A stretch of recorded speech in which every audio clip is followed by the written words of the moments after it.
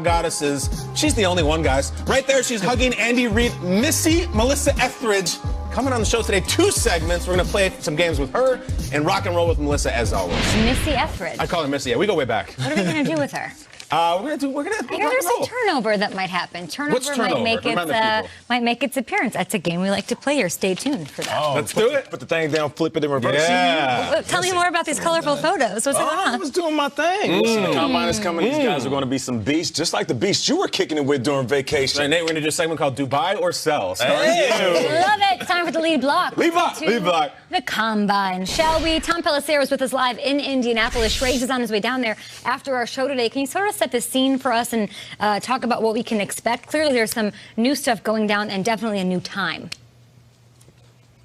Okay, the quarterbacks, receivers, and tight ends all beat Schrager here. They arrived yesterday, began the interview process. Those guys will go through a medical pre-exam today. They'll also get measured. Another group of positions arrives, including the running backs. First on-field drills Thursday night, and yes, those will be in prime time. Now, this is a pretty substantial shift in terms of the schedule from recent years. Everything is a little bit more drawn out. I bumped into a number of scouts and executives last night who told me they really don't have a lot to do the next couple of days. They only have a couple of player interviews late at night. Then come Wednesday, it is absolutely around the clock. Now, we also know this is the scene where teams' free agency plans begin to crystallize. You can't technically talk to agents of players until the negotiating window opens on March 16th, but certainly there will be conversations in the bars, the restaurants, the hotels about trades and otherwise throughout the course of this week, okay?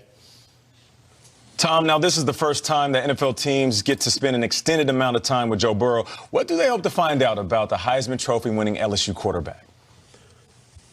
Well, Nate, any time that a player has a one-year spike in production the way Joe Burrow did last year at LSU, teams want to figure out why. How much of it was him? How much of it was a really talented Tigers team around him? How much of it was that scheme which Joe Brady completely overhauled, going to a shotgun spread type of an offense? Nobody doubts Joe Burrow's traits, his leadership, his ability to process. Everybody raves about that, not just at LSU, but going back to his days at Ohio State as a backup. Those are all things that teams are just going to want to talk through with him. The other question that I've heard from a lot of scouts about Burrow is arm strength. It's been described to me as average. It is adequate. He is an accurate passer. It's not a big concern, but the arm strength was one of the reasons that generally Burrow was regarded as a mid-round type of a draft pick prior to last season. Now, we don't yet know for sure whether we'll see Burrow do anything on the field here in Indianapolis. I can tell you several other quarterbacks who are first-round prospects will throw. That includes Oregon's Justin Herbert, Utah State's Jordan Love, and Washington's Jacob Eason. Love that. And they're, of course, kicking things off. A bit of a switch around this year in primetime. It's the wide receivers and quarterbacks on Thursday. You can catch it all right here on NFL Network. Nobody covers it like we do. Tom, appreciate you back here at the table. You know, Tom's throwing some questions around. What question do you have that you need answered this week at the Combine? Well, 2 questions. I want to know if this is the beginning of Joe Burrow lighting another one of those cigars in Vegas for the draft when he's the #1 pick. I want to know. I've seen a lot of the word presumptive attached to him. He said it a lot this year, and there seems to be the second he finished that title game and played the perfect game that he's the guy. He's the #1 pick. And yet the 4 of us have been through a lot of drafts. We've seen a lot of things, and we know that nothing is a wrap. I want to call your attention. A couple of years ago, Sam Darnold was the Joe Burrow. He was the guy who was going to go #1. Yeah. This is a picture we showed a lot that year. That is Jimmy Haslam on the right, the owner of the Browns, who had the #1 pick at Sam Darnold's workout with his family, Mike and Chris Darnold. And we said, that's it. That right there is the picture they show.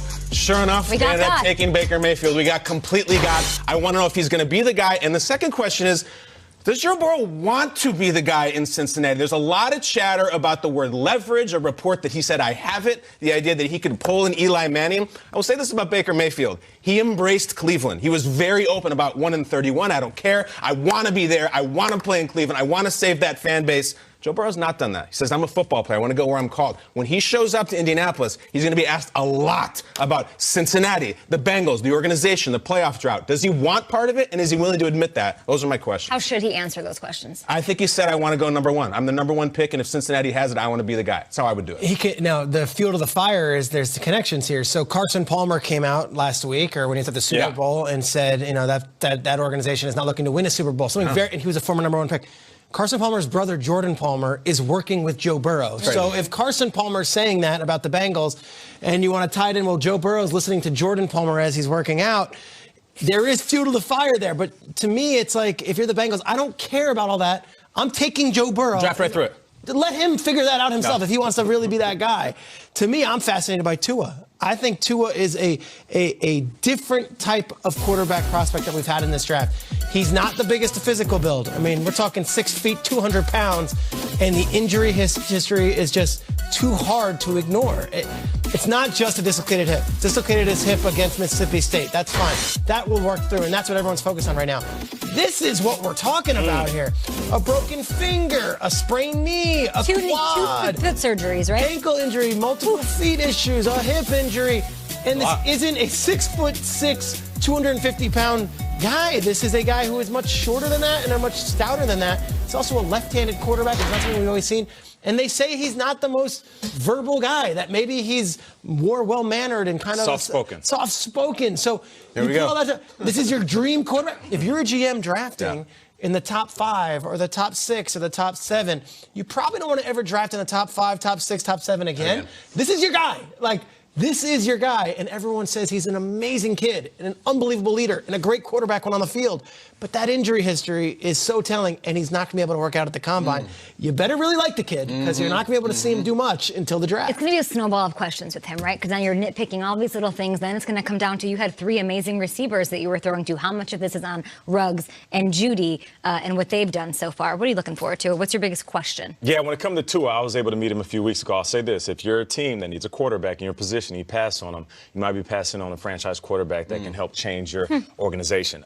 For me, the combine is about quarterbacks and skill players, quarterbacks, running backs, wide receivers, and also DBs. But I'm looking at the tight end position, because I feel like the tight end position is something we overlook every single year. Yet and still, every single season, tight ends hold down teams. A wide receiver, and this may be blasphemous because I was a wideout, they're not necessarily going to take you to the Super Bowl. But if you have a tight end that's versatile, that can do it all, they're going to anchor your squad and get you into the playoffs. And you look at guys that are dominant like Mark Andrews that didn't get the respect he deserves, even a versatile individual like Darren Waller. Heck, let's take the Super Bowl, for example. You have Travis Kelce, who went in the 3rd round, George Kittle, who went in the 6th round. I know this is a wide receiver loaded draft, but there's going to be some tight ends that are taken 3rd, 4th, and 5th round that I guarantee will make an immediate impact and will be in the playoffs making plays for their team. So I'm going to be looking at those tight ends that test well in the vertical, test well in the 40, test well in lifting. So alt of you to be talking about the tight ends have made such an impact on the game nowadays. Just the wide receivers do too. Look at no further than rookies on 2 playoff teams last year, the Tennessee Titans with Hollywood Brown, and then of course DK Metcalf with the Seattle Seahawks. No doubt. Wide receivers are now making an impact right away in their rookie seasons. Daniel Jeremiah has 6 wideouts going in the 1st round of his mock draft. I want in the combine, I want to see my question is, who's going to step up?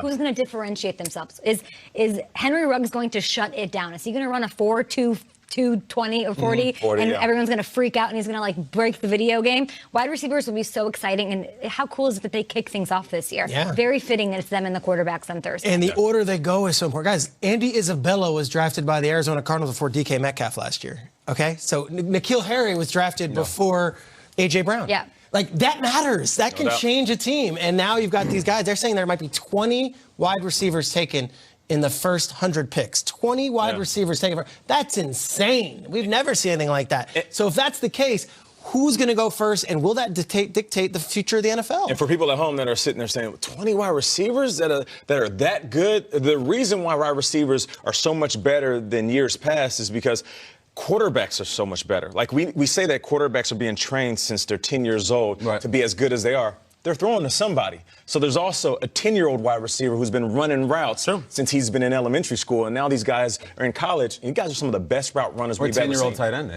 Talk about it. It's a skill position draft, and all those questions will be answered this week over. Goddesses. She's the only one, guys. Right there, she's hugging Andy Reid. Melissa Etheridge coming on the show today. 2 segments. We're going to play some games with her and rock and roll with Melissa as always. Missy Etheridge. I call her Missy. Yeah, we go way back. What are we going to do with her?